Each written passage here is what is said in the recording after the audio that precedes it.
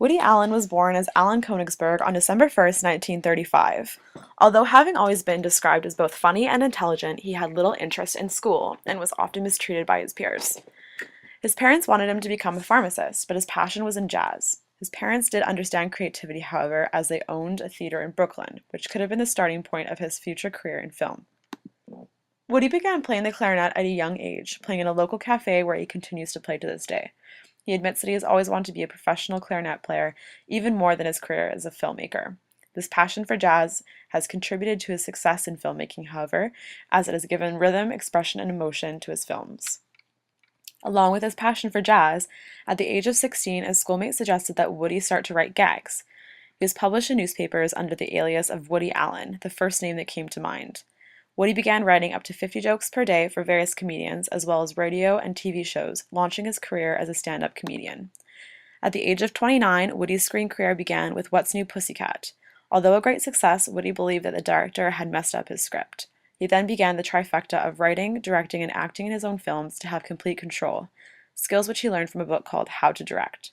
His first directed movie was Take the Money and Run and launched his career as a filmmaker. New York City could be considered a muse for Woody. You can see this in his film Manhattan, which is Woody's romanticized view of New York. Even though Manhattan was named Best Picture, Woody did not like the film and believed that at that point in his life, he should be able to produce something greater.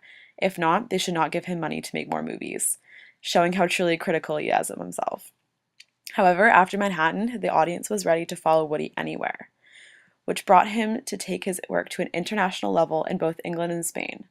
This was a shock to audiences who were used to seeing Woody producing and directing films in New York. Close friends have said, however, that the very geography of the world inspired Woody just as much as New York inspired his first movies. Woody was first known as a comedian, but always had the desire to be taken seriously. He enjoys writing the tragedies of reality, then comedy, because he finds that it directly confronts reality without diminishing its impact with gags. This was seen in his 1977 film, Annie Hall, when he sacrificed laughs for a story about human beings. This, paired with Woody's humor, rewrote the rules of production of comedies in the industry. Woody's works have recurring themes of the unresolved, such as relationships, loneliness, and the meaning of existence. Annie Hall illustrates this in a scene in which a despondent boy explains that there is no point in doing anything since nothing will endure and life is pointless. In the late 1980s, Woody experienced a succession of poorly received films that came across as pale emulations of Allen's artistic hero, Ingmar Bergman. Although actors' performances assisted in some success, all signs seemed to indicate that Allen had completely lost his touch. At the time, it could be blamed that Allen was writing at least one film per year. In 2005, Woody made Match Point, a dark and suspenseful film noir set in London, which critics hailed a surprising rebirth. Whether he drew inspiration from the location, subject matter, or the actors, Allen created a film that felt truly alive for the first time in 16 years. In Scarlett Johansson, he found a new muse to set alongside Diane Keaton, Mia Farrow, and Diane Wiest. Woody explored many themes through his muses. After meeting Diane Keaton, he began to see things differently and started to write from the female perspective rather than from the comedic male perspective that he always has done. He eventually became more interested in this form of writing because he believed it gave deeper strength to his movies and brought out his extreme sensibilities. Although he has written some of the best female characters in film history, he never thought he could make lots of money in the box office, until Midnight in Paris in 2011, which he called a happy accident. Woody has always done movies for himself and the people who liked them. He recognizes that they are not for everyone, but he is not afraid to fail, and he has never cared about commercial success. His recent movies are both humorous and serious, giving the feeling of a more substantial and accomplished film. The most recent, Blue Jasmine, was a large success. The roles in this film highlight Woody's appreciation for women and also highlights his belief that films with strong female leads are just as noteworthy as those with male leads. Woody's female characters, however, have also become depicted as more neurotic and manipulative, which can be seen as a parallel to his recent public sex scandal.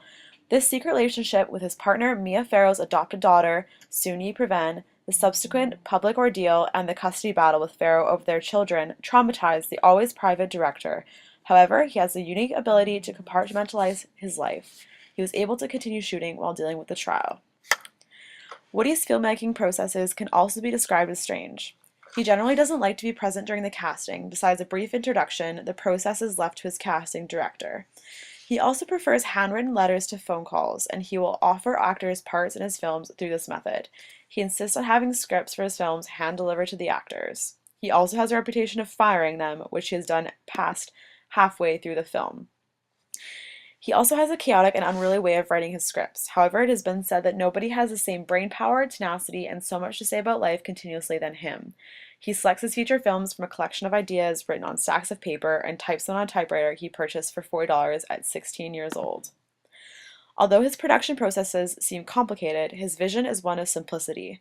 His films are successful even without modern-day special effects or gadgets. He is able to use a camera to create meaning and beauty in his scene. He also uses surprise and anticipation to build curiosity of what is next to come. He is not contained to only one specific genre or vision. Another important part of Woody's character is his aversion to participating in the promotion of his events or films. He doesn't see it as necessary and doesn't believe that publicity helps the movies. He even missed an Academy Award show where he had 4 nominations in order to play jazz in his cafe. However, he tries to enjoy himself while he is there. Woody's roles are often award-winning, perhaps because he believes in his actors' instincts. He gives them freedom to blossom creatively through allowing improvisations. However, he can be often seen as impatient on a set through directions of make it up, speed up, or we've got to move along. Actors have described him as the least director of directors. Despite any shortcomings, actors continuously hope to receive a role in one of his films. When they do, they give their best performance. His contributions have not only made an impression on the audience who views them, but also the industry that gives his work existence. Although he's seen great success, he remains humble and driven in perfecting his talents. He has once said, "The only thing that stands between greatness and me is me."